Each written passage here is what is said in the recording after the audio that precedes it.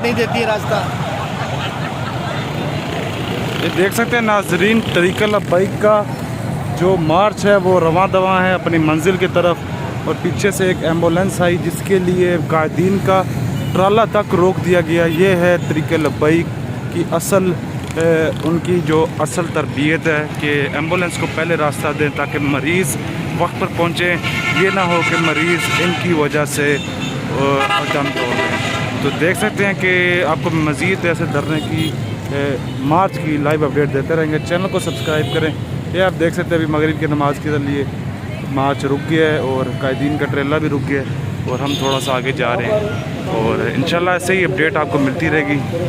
Channel पर पहली बार तो सब्सक्राइब करें।